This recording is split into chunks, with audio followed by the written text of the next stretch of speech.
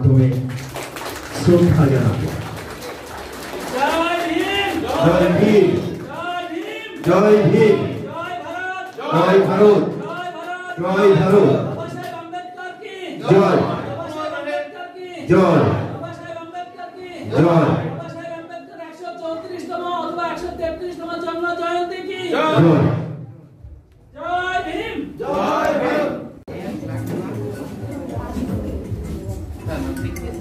আমরা সকলে একসঙ্গে করতালি দিয়ে এই শুভ সূচনায় অংশগ্রহণ করব।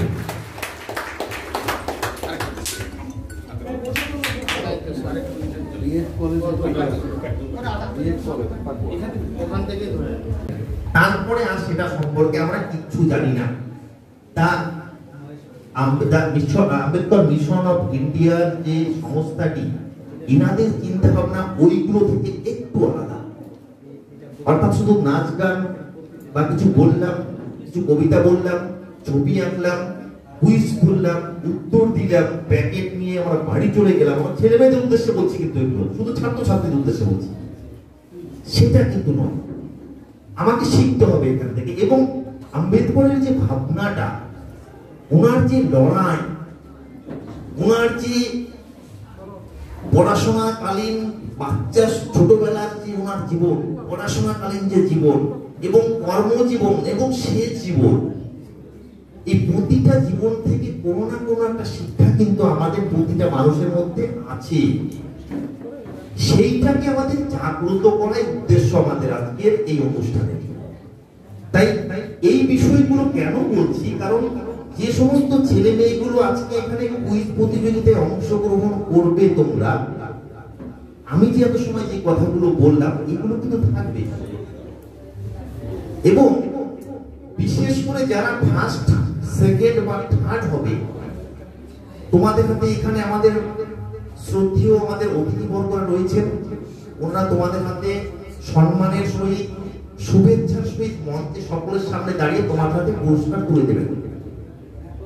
পুরস্কারটা তুলে দেওয়ার সময় আমাদের যারা এখানে শ্রদ্ধেয় সম্মানীয় যে অতিথিবর্গরা রয়েছেন, ওনারা কিন্তু তোমাদের জিজ্ঞাসা করতে পারে যে তুমি যে পুরস্কারটা পেলে, যে মানুষটিকে সামনে রেখে সেই মানুষটি সম্পর্কে দুটো কথা বলে যাও। যদি তোমরা বলতে পারো, তাহলে অন্তত আমাদের এই সংস্থার যে আয়োজক এবং সংস্থার সঙ্গে। ধন্যবাদ। দ্বিতীয় পর্যায়ে চলে আসছি। আম্বেদকর কয়টি ভাষা জানতেন? আম্বেদকর কয়টি ভাষা জানতেন?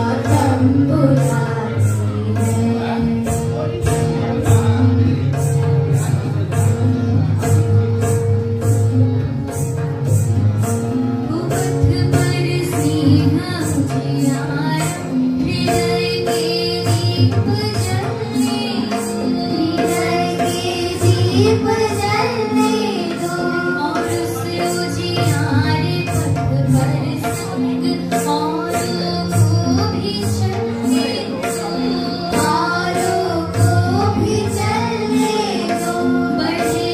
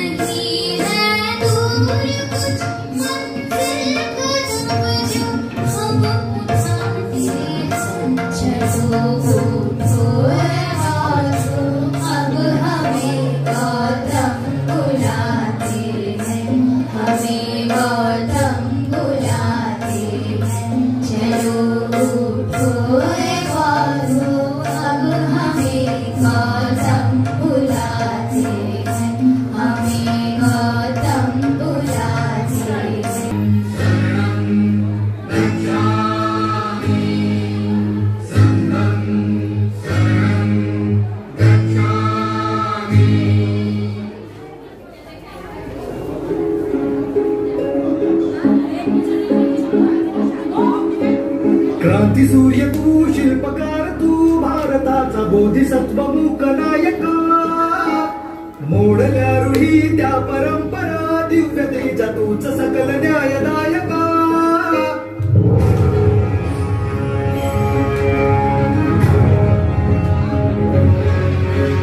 क्रांती सूर्य तू, शिल्पकार तू, भारताचा बोधिसत्व मूक नायक.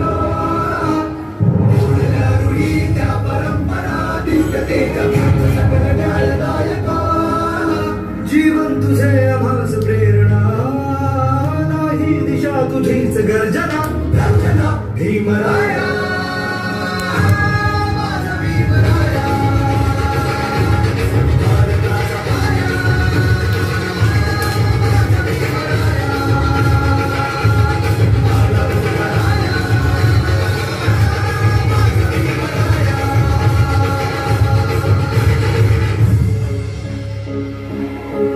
स्पर्शिले तू मोंचळीने, खुले केले पाणी 14 तळ्याचे. हक्क देऊन माणसाचे, केले सोने पीडितांच्या जीवनाचे. शिका संघटित व्हा आणि संघर्ष करा. शिका संघटित व्हा आणि संघर्ष करा. मार्ग प्रगतीचा नाविला दिन भीमराया, माझा भीमराया. भारताचा माया, माझा भीमराया. माझा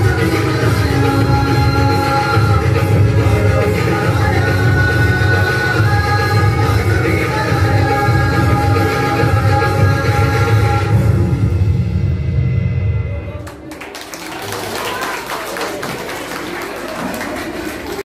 I am Jayanta Singh. Today I am going to speak about Dr. B.R. Ambedkar. He was born on 14th April 1981. He was an lawman. He was an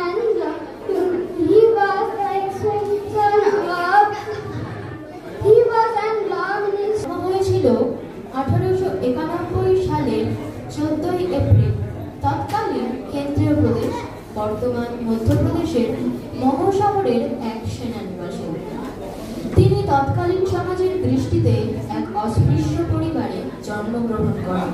তার পিতার নাম ছিল সুবেদার রামজি সরকার এবং মাতার নাম ভীমাবাই।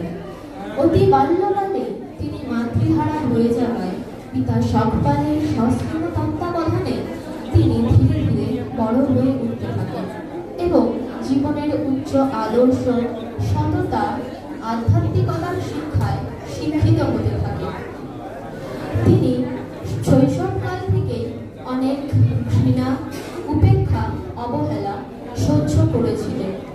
বিদ্যালয় এবং যে কোনো উচ্চ শিক্ষা প্রতিষ্ঠানে তিনি জ্ঞান তৃষ্ণা মেটাতে গিয়ে জ্ঞানের সঙ্গে সঙ্গে পেয়েছিলেন অসংখ্য অবহেলা, উপেক্ষা এবং গুজব ভর্তি ঘৃণা। সেই কারণে তিনি দলিতদের অধিকার আদায়কে জীবনের ব্রত হিসেবে নিয়েছিলেন। সেই উদ্দেশ্যে তিনি 1930 খ্রিস্টাব্দে সারা ভারত দলিত শ্রেণীর কংগ্রেস এবং 1942 খ্রিস্টাব্দে all India scheduled caste federation প্রতিষ্ঠা করেন। তৎকালীন সমাজে বর্ণ বৈষম্য এতটাই প্রকট ছিল যে বর্ণ হিন্দুদের ব্যবহৃত জলাশয়, তাদের জল ব্যবহারের অধিকার এবং মন্দিরে প্রবেশের অধিকার ছিল না। স্বাধীনচেতা ডক্টর আম্বেদকর শুরুতেই প্রকাশ্যে বর্ণ বৈষম্যের মূল ভিত্তি মনুসংহিতাকে পুড়িয়ে বর্ণ বৈষম্যের প্রতিবাদ করেন। এরপরেই তিনি মহারাষ্ট্রের কোলবা জেলায় দলিত শ্রেণীর মন্দিরে প্রবেশের অধিকারকে নিয়ে মহান সত্যাগ্রহ শুরু করেন এবং 1930 খ্রিস্টাব্দে তার নেতৃত্বে নাসিকের কলারাম মন্দিরে নিম্ন বর্ণের হিন্দুদের প্রবেশের অধিকারকে ঘিরে গড়ে ওঠে সত্যাগ্রহ ও আন্দোলন। তার আন্দোলনের চাপে তৎকালীন বোম্বাইয়ের কেন্দ্রীয় প্রাদেশিক কংগ্রেস সরকার মন্দিরে প্রবেশ সংক্রান্ত বিল পাশ করে। ফলে দলিত ও নিম্ন বর্ণের হিন্দুরা মন্দিরে প্রবেশের আংশিক অধিকার পায়। এরপরে তিনি দলিত শ্রেণীর এবং নিম্নবর্ণের হিন্দুদের রাজনৈতিক অধিকার আদায়ের দিক থেকে দৃঢ়ভাবে তুলে ধরেন।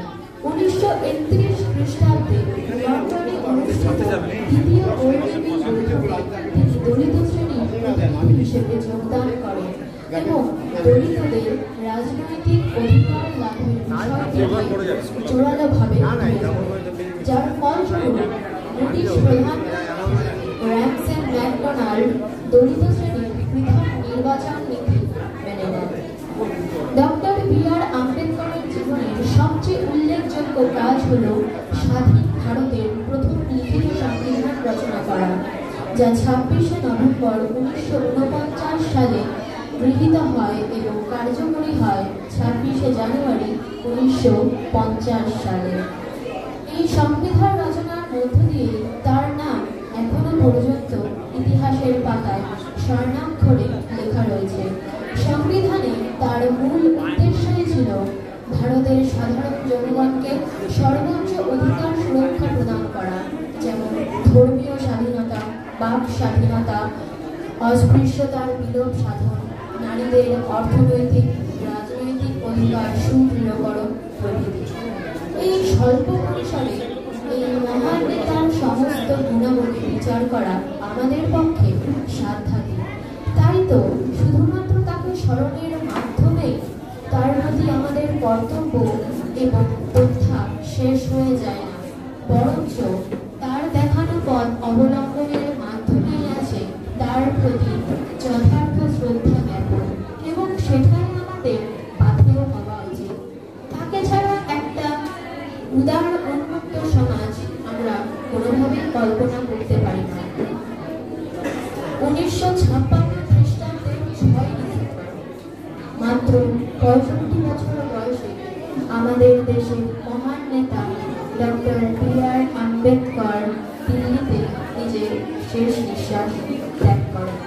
তার সমাধি এখনো মুম্বাইয়ে আছে। আর বিশেষ কিছু বলতে চাই, সামনে উপস্থিত সকলকে আরও একবার আমি প্রণাম এবং নমস্কার জানিয়ে আজকে আমার বক্তব্য এখানেই শেষ করছি। নমস্কার।